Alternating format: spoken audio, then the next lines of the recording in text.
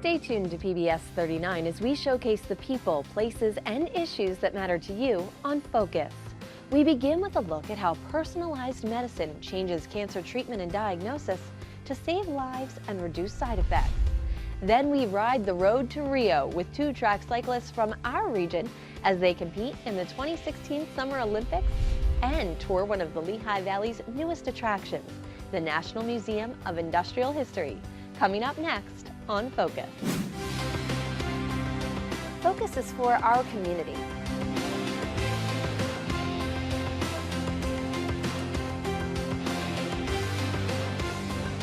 Focus showcases the people, The places and the issues that matter to you.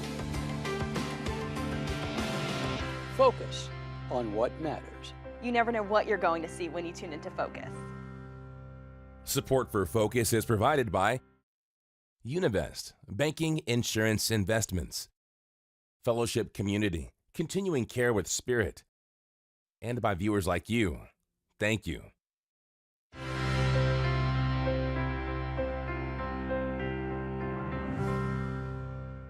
Thank you for joining us. I'm Laura McHugh.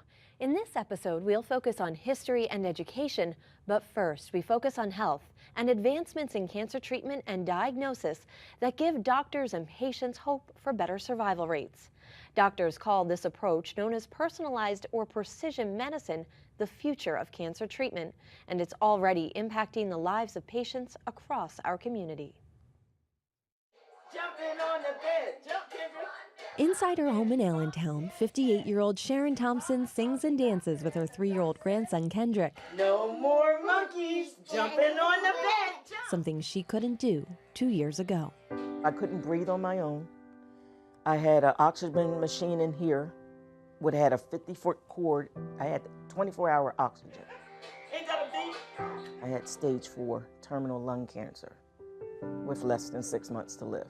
I never come back, so I still feel the In pulse. 2014, Sharon found out her cancer spread to both of her lungs, into several bones, and into her brain. The doctors told me at that time I had a strong heart. And at that time I said, I'm not dead yet, I'm gonna fight. Sharon's fight led her to Lehigh Valley Health Network.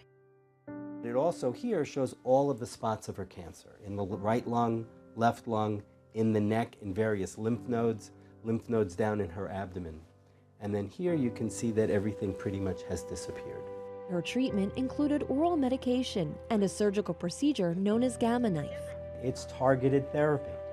Gamma knife is pinpoint radiation, one shot of radiation that will hopefully obliterate a tumor. Right now, I'm cancer-free. Due to what's called personalized or precision medicine, according to the Health Network's Chief of Hematology Oncology, Dr. Elliot Friedman. Every patient's cancer will have specific properties, and that will give us clues as to how to treat them. Now we're using more of a silver bullet, a target directed at that patient's cancer so that we're treating them specifically without the horrible side effects of chemotherapy. I truly believe that that is the future of cancer treatment and diagnosis. At Easton Hospital, Dr. Sukamal Saha agrees. He pioneered a procedure to prevent the spread of colon cancer by identifying and removing the lymph nodes most likely to be infected first. His work has earned him rankings among the nation's top cancer doctors by Newsweek and U.S. News and World Report. We believe that in another 5 to 10 years, the whole diagnosis of cancer and the treatment of cancer would be very different than it is today. I think a lot of the new exciting fields in the treatment landscape in oncology is really changing with genomics and immunotherapy. At Cancer Treatment Centers of America at Eastern Regional Medical Center in Philadelphia, Dr. Ankur Parikh uses advanced genomic testing to deliver personalized medicine to patients. So what we've realized is that there could be anywhere from a couple to over 100 different mutations in patients' tumors. And what genomic testing really is doing is looking to see if there's any specific mutations in their tumor type and seeing if by blocking that mutation you could change the progression of disease. The treatment options include immunotherapy. Immunotherapy is using your body's own immune system to help fight the cancer. Patients, at least from my experience, tolerate immunotherapy better than chemo, and the trials that really compared the two also showed similar findings. An avid runner, Paul Petruzzi, was diagnosed with melanoma in 2001. 12 years later, the cancer returned in the form of 2 brain tumors and other tumors throughout his body. I got over the initial shock of it and was told, boy, you're in bad shape. There's tumors in your lung, there's multiple in your liver, there's one in your neck. Paul joined a clinical study with Dr. Sanjeev Agarwala, Chief of Oncology and Hematology at St. Luke's University Health Network. We've learned that using other forms of treatment, such as using the immune system more effectively, using immunotherapies looked much more promising. Using drugs that target mutations within the melanoma that are driving it to grow, to spread, makes a lot more sense than just giving people a chemical poison, which just may or may not work. Immediately, by getting the immunology drugs, I felt better. I felt like stronger, and little by little, I just said, you know, let me start jogging a little bit. Within 6 months, I was running road races again.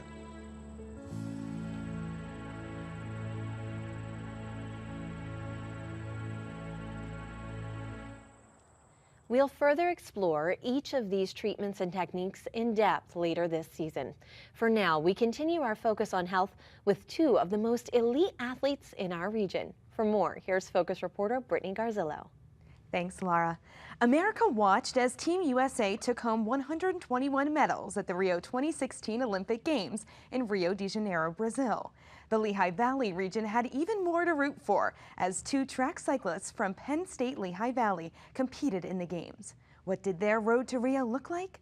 To find out, we joined them a few weeks before the games began. Shortly after 9 on this quiet June morning in Berks County, Bobby Lee is more than halfway into his first workout of the day. Average training day has usually 3 workouts, and I'll start first thing in the morning with an indoor workout. Before he breaks for breakfast and rides the road, a road that led to the Rio 2016 Olympic and Paralympic Games in Rio de Janeiro, Brazil. We're going all in for a medal. Make no mistake about it. In August, the 3-time Olympic cyclist placed 17th in the men's track cycling event called the Omnium. It consists of 6 events, both sprint and endurance specific. Points are rewarded for each event, and the person with the fewest total number of points wins. Prior to the Summer Games, we followed Bobby on a day of training at the Valley Preferred Cycling Center in Trexlertown. It's long days. It's 10 to 12 hours between the beginning of the first workout and the end of the last workout. All in pursuit of one perfect ride. The Olympics are the destination, but really enjoying the ride and appreciating it for what it is really the beauty in the whole sport. Now, I think that holds true for any sport. The destination is just that. That's the end of the road, and then the journey's over. Bobby's Olympic journey almost ended after he tested positive for the narcotic Noroxycodone in 2015. I've spent a lot of time thinking about that all winter, figuring out how to come to terms with the fact that maybe my career was already over.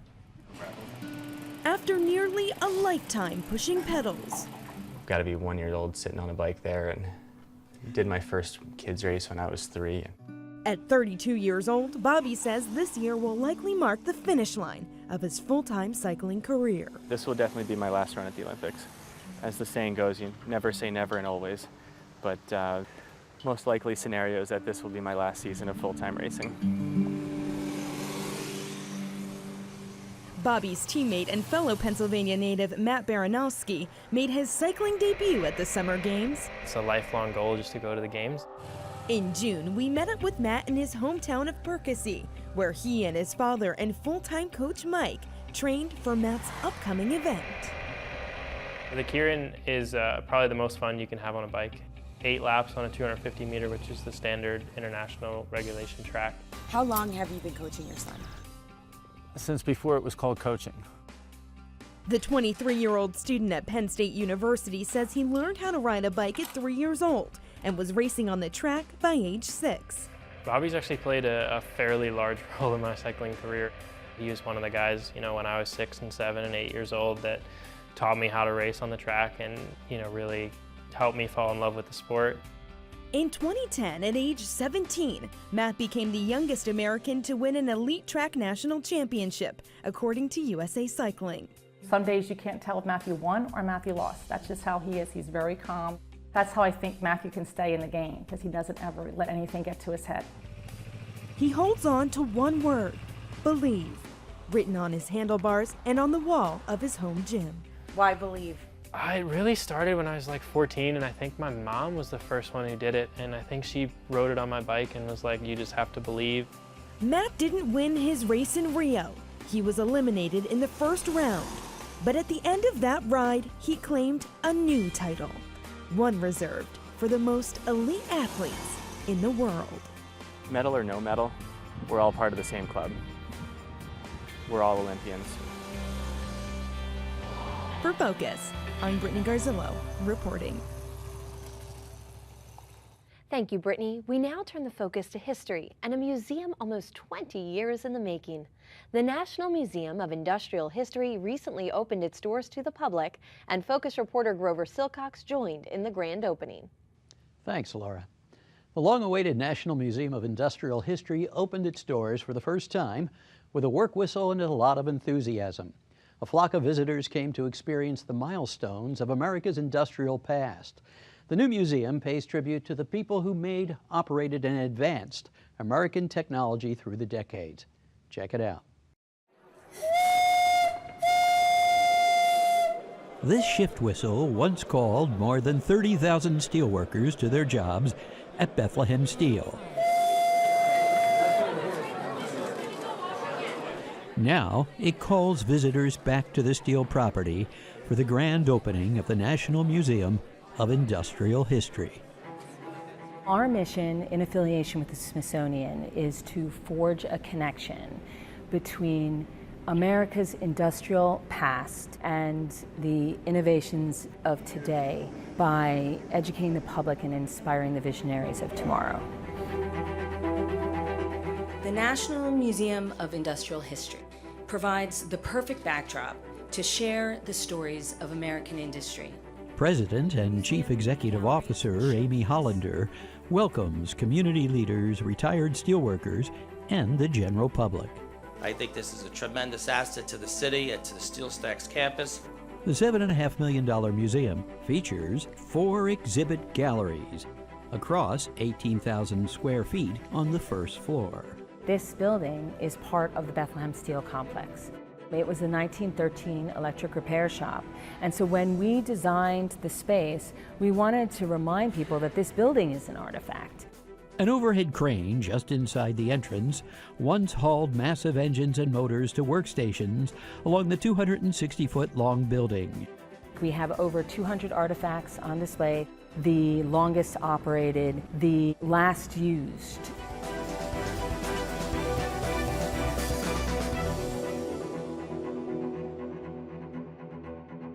The iconic 1932 photo of ironworkers eating lunch on a steel crossbeam 69 floors up above the streets of Manhattan looms large over the museum's lobby. That beam is a Bethlehem beam for the RCA building. In the main room beyond the lobby, visitors enter a gallery dedicated to the 1876 Centennial Exhibition held in Philadelphia. It was the first World's Fair, where 30,000 companies unveiled their mechanical wonders and demonstrated America's emerging role as a world power. It took them 2 years, 50,000 workers, and $6 million at the time to put together the exhibition. When it was finally built, there were 10 million visitors from 37 nations. In 1997, the NMIH became the first member of the Smithsonian's affiliate program, which entitles it to borrow and exhibit artifacts from Smithsonian collections. Many of the centennial pieces are on loan from the Smithsonian's National Museum of American History. This was the first Smithsonian affiliate, and subsequent to that, we now have 212. And it's a remarkable way in which we can share our collection, share the ideas throughout America. The Smithsonian loaned this model of the Corliss engine, whose actual size took up 14 acres at the fair. That's a replica of what stood 45 feet tall. That's twice the height of this ceiling, and it powered the entire machinery hall. Poet laureate Walt Whitman at the time stood and stared for 30 minutes at it. A series of engines representative of those at the Centennial demonstrates line shafting, in which one engine drives a plethora of other machines, each making a different product. This process enabled mass production. A reporter from the London Times said, "The American invents as the Greek sculptured and the Italian painted." Other Smithsonian treasures on display include the 19th century Frick steam engine and the towering Naismith steam-powered hammer. Invented in 1837, it had multiple applications. At the steel, it was used to shape and forge parts.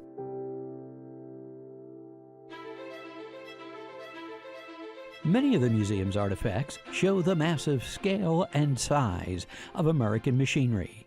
This 1914 Corliss steam engine once pumped water for the city of York, Pennsylvania. And it pumped 8 million gallons of water a day to the people of that city. It was so large, 115 tons, it had to be moved to the museum in 9 separate parts.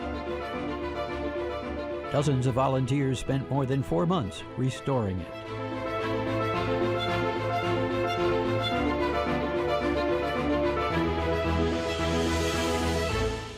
This gallery highlights the history of the silk industry.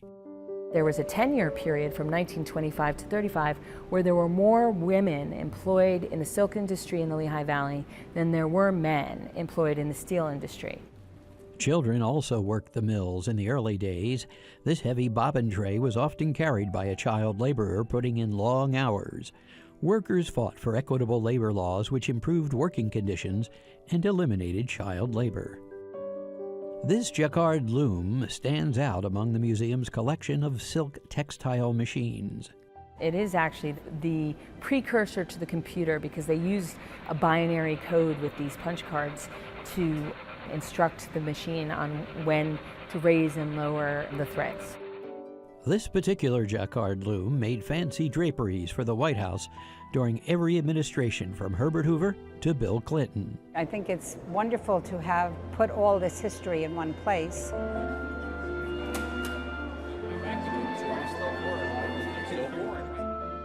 A miniature of the 1,800-acre Bethlehem plant was once used to teach new workers about the site's facilities. Today, retired steelworkers serve as museum guides with personal stories about the steel. They were all characters, you know. There's a lot of ghosts walking around here, believe me. I think it's important that our children and even our grandchildren realizes what it was like. For more than 130 years, Bethlehem Steel defended, transported, and built America. It supplied munitions and artillery in World War I and a warship a day in World War II.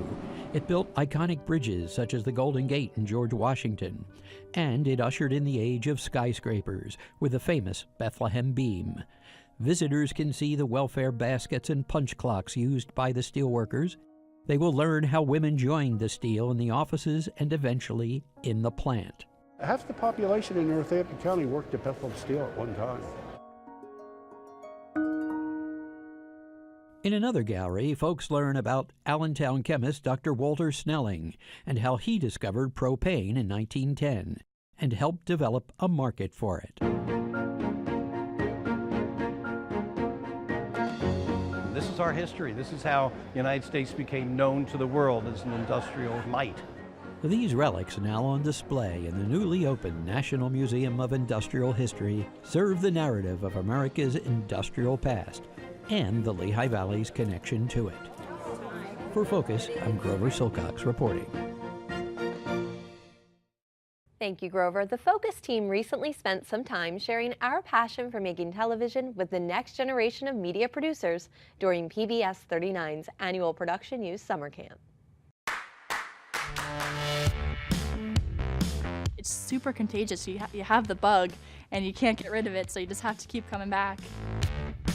Production U gives high school students from across our community the chance to work hand in hand with Emmy Award-winning media professionals in a working television station for an entire week. You can learn everything that goes into the video production. You can learn every type of job that there is, everything that those jobs require, and how to work those jobs. It's just really awesome to be able to work with like professionals who actually get to do this every day for a living. The students are separated into 3 teams, and each team is tasked with creating a newscast of their very own. Working with other students has actually been really fun because some of the kids I already know from school and other kids I've never met before.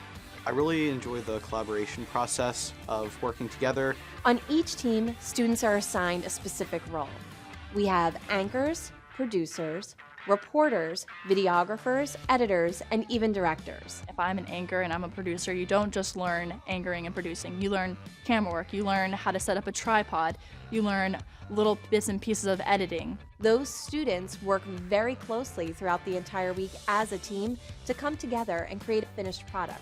Teamwork's so big in this industry. Working with the team and establishing good connections with different people is very important. And we're all kind of artistic in our own way, and it's interesting to see how everyone has their own specific job, but it all comes together into a very cohesive, well-flowing piece. You know, you have a finished product, and not one person did it, but many. My favorite part about Production U is the kind of family environment that it creates. My favorite part was meeting new people and getting to try out all these separate jobs and learn how video production is made with these people. Most people, when they want to go into this business for college, they don't have this opportunity to, work with everyone who has already been in the industry and still is. And the staff, they just know what they're doing, and they're very helpful and very kind, and they're supportive. But they also let you do your own thing and figure it out so that you can learn how to do it yourself. It's something I enjoy doing. It's my passion, something I plan on doing in the future. It's a family. Everyone's just so fun to be around. I love them. And I don't know what I'd be doing without this program. We're so proud of their hard work this week, and we hope they made productions you can be proud of.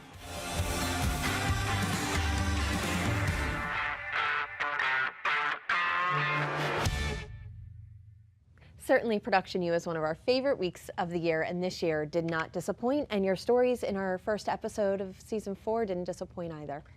Oh, thank you. Tell me about what you're working on for the season ahead. Yeah, there's so much more to come. I'm working on a story about a movie that's being filmed here in the Lehigh Valley called Getting Grace. So we'll learn more about that soon and some of the local people that star in it. That's right. It was a huge season for film production in the Lehigh Valley, and so we'll be exploring that in one of our upcoming episodes. Yeah, how about you, Grover? What are you working Speaking on? of film, working on a story on 2 classic drive-ins, Shankweiler's, the oldest drive-in in America, and Becky's Drive-In, which has been family run since the 1940s, right here in the Lehigh Valley. It's funny because the Lehigh Valley is home to 2, and many areas don't have any in their entire region, so it's a pretty interesting story. Exactly, and lots of fun. Well, thank you both. I look forward to those stories and much more. And thank you for joining us. We'll see you next week. Until then, remember to focus on what matters.